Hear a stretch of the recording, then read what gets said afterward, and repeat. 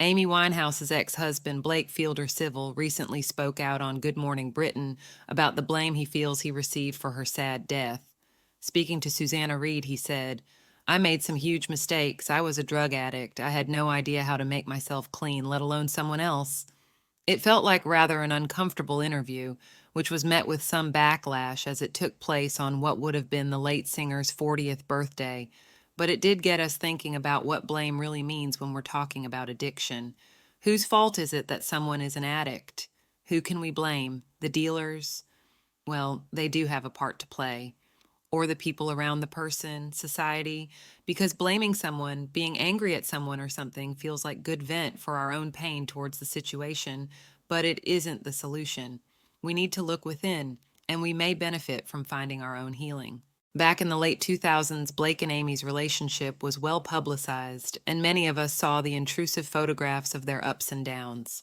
At the time, the general feeling was sadness for the talented but spiraling downhill singer, but anger towards her partner. Most people could also see that both were struggling with addiction.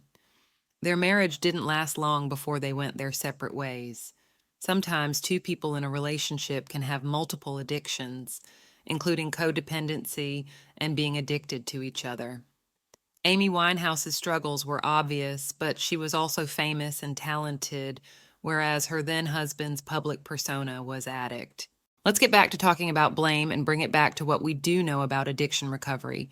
A person can only get well if they want to. A person can only want to get well when they are ready. No one makes an addicted person consume their substance of choice. That person has an illness which needs to be treated when they are ready.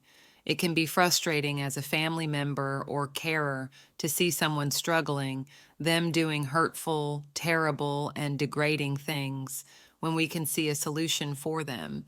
We can beg, plead, ask, manipulate, etc. But ultimately, it is all down to the individual to want help and to find their own solution. When the coroner's report was released, it revealed Amy Winehouse died from alcohol toxicity and had reportedly been clean from street drugs at the time. Amy's brother publicly said he believes she wouldn't have died if her body wasn't so weak from bulimia. We know that it isn't uncommon for someone to struggle with multiple addictions or cross-addict to other substances or behaviors. Do you help in coping with a loved one's addiction? Free Family and Carers Group could help you. Link in the description. Rest in peace, dear Amy.